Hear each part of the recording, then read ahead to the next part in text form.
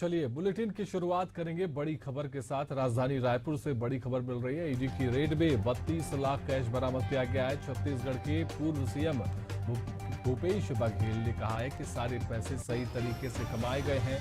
मुझे प्रताड़ित करने के लिए इस तरह साजिश हो रही है। कुछ घंटों में खत्म हुई जांच बताती है कि ईडी को कुछ नहीं मिला।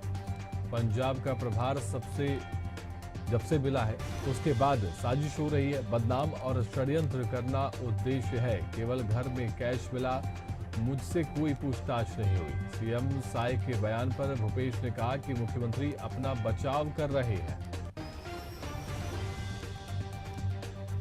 तो ईडी की रेड के बाद जो है इस पर बड़ा अपडेट अब सामने आ रहा है, जहां पर भूपेश बघेल ने कहा है कि 32 लाख रुपए जो है ईडी की टीम लेकर के गई है और उन्हें बदनाम करने के लिए कार्रवाई की जा रही है। इस तरह से जो है उन्होंने बयान दिया है।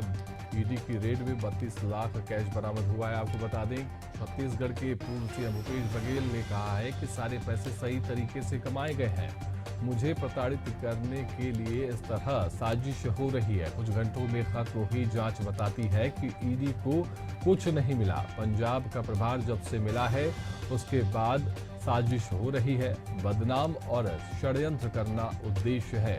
केवल घर में कैश मिला है और उन्होंने कहा है कि मुझसे कोई पूछताछ नहीं हुई है। सीएम साय के बयान पर जो है भूपेश ने प्रतिक्रिया भी दी है। पूर्व मुख्यमंत्री भूपेश बघेल ने, जहां पर उन्होंने कहा है कि मुख्यमंत्री अपना बचाव कर रहे हैं।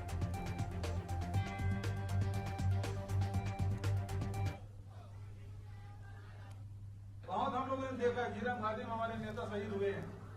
उस दिन से मौत का खौफ खत्म हो गया और षड्यंत्र प्रो हराते हैं। हम जानते हैं षड्यंत्र प्रो हराते हैं तो हारने की भी डर नहीं है, मरने की भी डर नहीं है।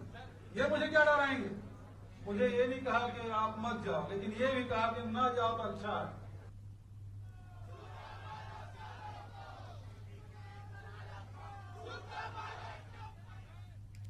चलिए ऐसी खबर पर ज्यादा जानकारी के साथ हमारी संवाददाता आना पुंज जुड़ चुकी हैं। आना, यहाँ पर जो है भूपेश बघेल ने साफ कह दिया है कि उन्हें किसी बात का खौफ नहीं है, किसी बात का डर नहीं है और 32 लाख कैश बरामद हुआ है ईडी की रेड में। और क्या कुछ जानकारी आपके पास? बिल्कुल सिद्धांत, जब हम मौके पर मौजूद थे तो तमाम बातें जब हम लोगों ने पूछी भूपेश बघेल से कि क्या कुछ बरामद हुआ है, तो उन्होंने कहा कि मेरे घर से 32 लाख रुपए कैश बरामद हुए जो ईडी अपने साथ लेकर गई है। इसी के साथ उन्होंने कहा कि सोने और चांदी के कुछ जेवरात थे वो बरामद हुए हैं। साथ ही साथ ये कहा कि मुझे प्रताड़ित करने के लिए इस तरह की साजिश हो रही है। कुछ घंटों में ये जांच खत्म हो जाती है तो ये बताती है, ये भूपेश बघेल की तरफ से बयान है कि ये जांच ये सब बताते हैं कि पूर्व मुख्यमंत्री के घर से अगर कुछ घंटों में ये जांच खत्म होना, ये सबूत है कि ईडी को वहां से कुछ नहीं मिला। साथ ही साथ उन्होंने मौके पर यह भी कहा कि पंजाब का प्रभार जब से मुझे मिला है उसके बाद से इस तरह की साजिश हो रही है।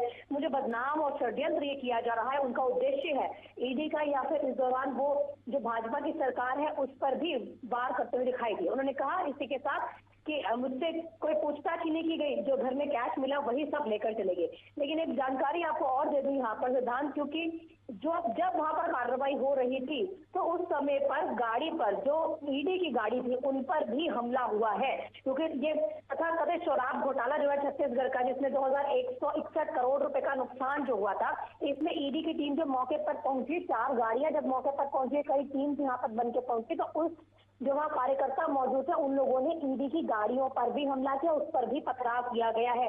इससे मैं आपको ये भी जानकारी दे दूं कि ये जो तमाम जांच हो रही है, लगातार कांग्रेस ये कह रही है कि हमारे घर से कुछ भी बरामद नहीं हुआ है और ये जो साजिश है ये इसलिए रची जा रही है क्योंकि पंजाब का प्रभारी उन्हें बनाया गया।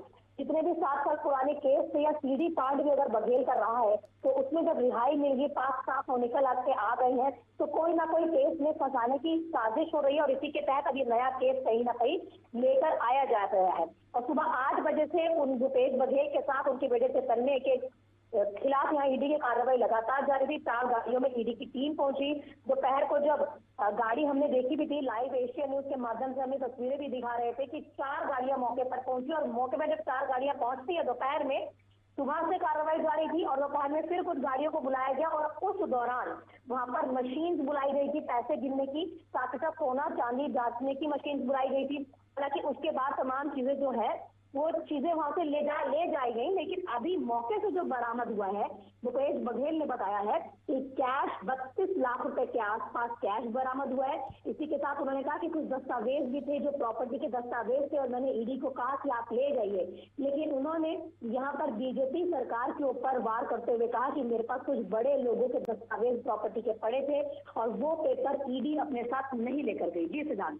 जी आना, और ये जो पूरी कार्रवाई हुई है और जो पैसा बरामद किया गया है वो तो एक तरफ है, वहीं दूसरी तरफ ये है कि भूपेश बघेल ने जो है आरोप भी लगाया है और उन्होंने कहा है कि मुख्यमंत्री अपना बचाव कर रहे थे। दूसरा पक्ष ये भी है, और भूपेश बघेल ने कहा कि उन्हें बदनाम करने की कोशिश की जा रही है, उनके खिलाफ षड्यंत्र रचा जा रहा है। बिल्कुल बिल्कुल सिद्धांत, ये तो भूपेश बघेल ने कहा है। साथ ही साथ उन्होंने ये भी कहा है कि जो रकम टीम लेकर गई है वो तो घर की महिलाओं और खेती और डेयरी से जुड़े हुए पैसे हैं। 150 एकड़ खेत है और इतना कैश होना कोई बहुत बड़ी बात नहीं है।